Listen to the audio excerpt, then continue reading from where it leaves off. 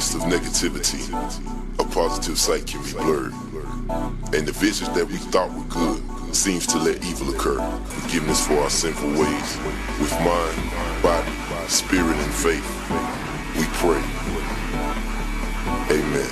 Bow our heads, let us pray. Thanks to the day, bills paid, crib laid. Thanks to the A, in that Rari at the red light. That's in the A, Glock 40 with that red light. This neighborhood is a house where souls never rest. You're invited to share their secrets. I've been waiting for you, boy. What's going on, man? We are back in the Low Key Cave, Keyshawn Dimes YouTube page, aka Mr. Low Key, and we are doing a retro review of one of my favorite movies of all time. This is in my top 5 movies of all time, Tales from the Hood. This movie, man, special, very, very special movie, man. If I'm not mistaken, it was 95, 96. I hope I'm not mixing my years up, but I know it was one of the two. Either way, it was very much in the middle of the 90s, and the relevancy of this movie, the stories it was telling, but not only that, before we even get into the whole part of the politics, the whole thing of just the stories being told from a black perspective. We're talking about black directors, black writers, black actors, all the whole nine. But not only that, let's just start from the beginning and start as being just a straightforward horror movie. Is it just a good horror movie all around? Yes. It is not just a good horror movie. It is one of the best horror movies. And if you go back, you can look at critics talking about this movie. Some might not have liked it, but I'm telling you, to this day, the way this movie lives up as far as not only the aging and how well it is aged, but the relevancy, the stories, half of these stories, not even half of these stories, if not all of these stories, are still relevant till this day. And you talking about the first story, my man getting beat down by police, a black man being beat down by police, murdered, framed, all the whole nine. This movie, once again, 1995, 1996. It's 2021. The relevancy. This shit is still going on to this day, and I'm not going to be talking about them whack-ass sequels. I'm not talking about Tales from the Hood 2 or 3, because I feel like it's just... You know how people complain when people make sequels to movies and, oh man, we don't have the original writers, original directors. Tales from the Hood 2 and 3 have the original writer and director. And the fact that they couldn't capitalize off so much shit that's going on today, y'all couldn't, like, look, before y'all even made that movie, why didn't you go back and look at this movie? I always felt like this could have been turned into a series. It's so many stories. Not just from the damn early 2000s leading up to now. But like I said, we are doing a retro review of a classic. And what they did with this movie, like I said, it lives up to the day, so I ain't even got to worry about those sequels. I can go back and just watch this one and I'm good with it. I'm just saying that if we're going to do that perspective of horror and doing movies like this, it's a perfect combination. Because you have to think about it, nigga. When you get pulled over by police as being a black man, that shit is horrifying. It's scary. Because you don't know what the fuck this situation is about to turn into. That's the perfect combination of that horror. That's why I say these stories, man.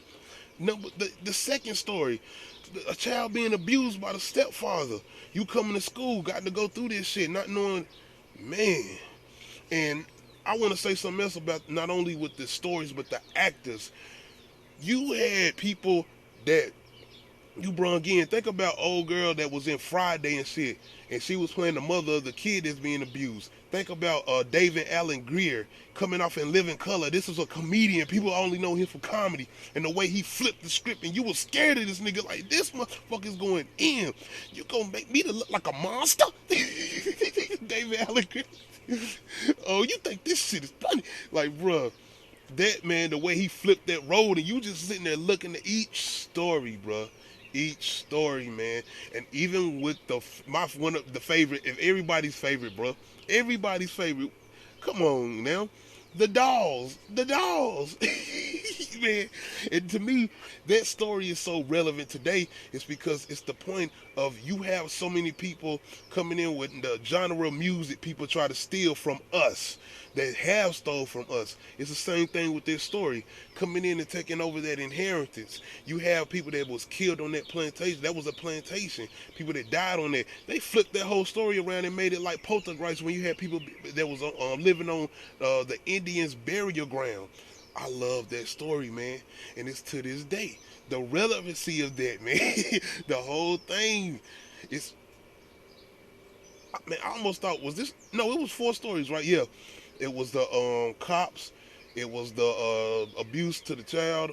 It was the dolls. And the one I'm going to get to now with my boy. And that's another one with the actors, the way they flipped the script. Rest in peace to the old boy too, man. You know, the dude that played on Moesha. I can't think of his name, man, but on Moesha his name was Hakeem. So you had Hakeem being in that last story. Once again, the relevancy. You see the black on black violence is going on. You see all the shootings that's going on, shit that's going on today. You see the shit that's going on in Chicago, Atlanta. You see shit that's going on in every goddamn neighborhood as far as being a black neighborhood, as far as being like a low community, as far as poverty, a bunch of just shit that's just going on in the community that's having a lot going on.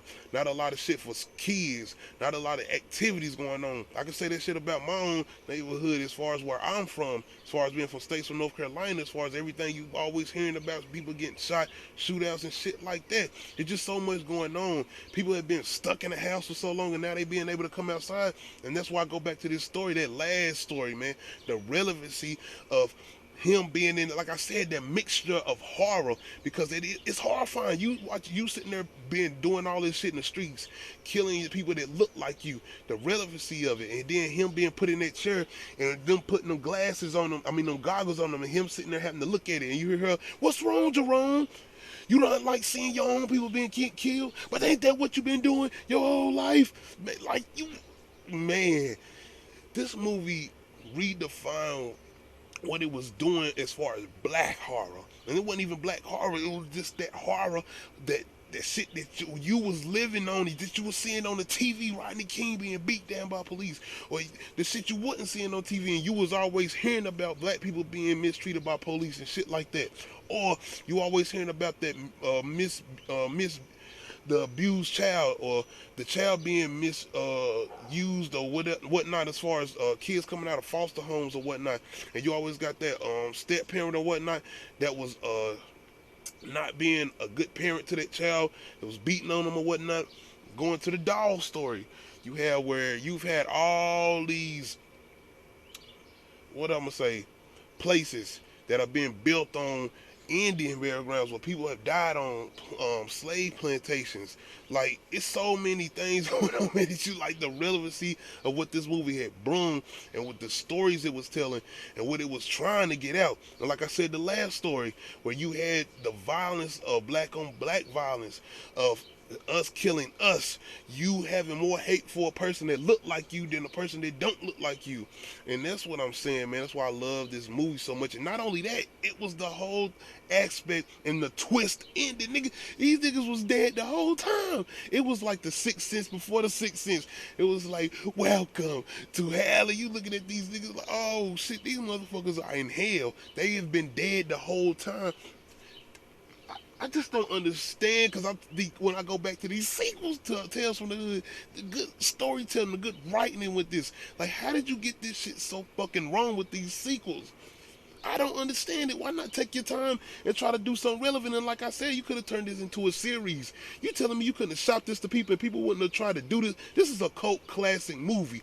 People would have wanted to work on this, man. I'm telling you, it's way too many black people in Hollywood right now for you to not be able to do with this. Don't go to Tyler Perry.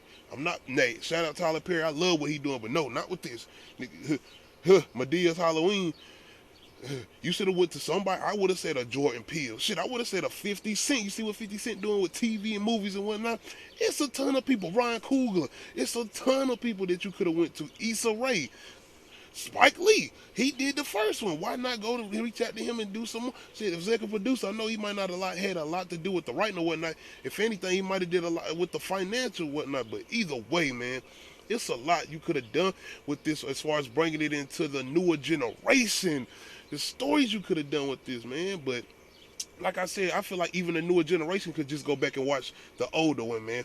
I feel like you can just go back and watch this one because these stories still have a relevancy to this day, and I love these movies. This is my number 2 movie as far as my top 5 movies of all time. This is definitely in my top 5 movies of all time. This is number 2, man. I love this movie, man, and I definitely wanted to get in here and just go back and just talk about some of those good stories. Like I said, we watched this movie 1,000 times. We can go into details about just the mortuary. My man, like goddamn Clarence Williams the third, man. Like this performance, bro. Like, I'm gonna tell you the scary. Like I gotta get into it. The scariest shit for me was the first one, the cop dude. Him coming back as the zombie, his eyes, man, that shit used to fuck with me, bro, his eyes. And the second one, of course, was the dog. That motherfucking dog running around, the footsteps. You hear them little footsteps, and you hear that, like, man, I was not with it. I wasn't with it, bro. This movie scared the shit out of me. And shout out to my sister, bro, because she still to this day is terrified of this movie, man. But I definitely just wanted to hop on here, man, and give my retro review of one of the most famous cult classic movies of all time, man. And that's definitely Tales from the Hood, man. And this one, if you have not checked it out, you definitely need to go and check it out, man. But I want y'all to let me know in the comment section, man, how did y'all feel about this Tales from the Hood movie, man? Is it a classic to you, man? Do you love all the stories in this, man? Does it still have relevancy to you to the day? This is 2021, man. This movie came out, like I said, in 95 or 96, man. Let me know in that comment section, man. Hit that like button, hit that subscribe button, and I definitely want to shout out to all my new subscribers, man. Shout out to all y'all, man, coming through and checking out my video, man. Like I said, man, I'm just a guy from Statesville, North Carolina. You don't have to come check me out. You don't have to come listen to nothing I got to say. But the fact that y'all come through just to take the time out your day to check me out, it's appreciated. Shout out to all y'all, man. Shout out to all my subscribers, man. Shout out to everybody that's viewing my videos, man. Even if you ain't subscribing to the channel, man, check out a couple more videos, man. And maybe later on you want to subscribe to the channel. It is what it is, man. I'm with it, whatever. It's what for real though, man. I appreciate it, man. Shout out to all my subscribers, man. Like I said, man, let me know some of y'all favorite cult classic horror movies, man. This is in my top 2 of movies of all time, man. But yes, hit that like button, hit that subscribe button. This is the road to 200 subs, man. Your most frightening reality are about to meet on the streets. Man, this is a trip, homie. I don't need nothing from no house of dead folks, okay? Death, it comes in medleys.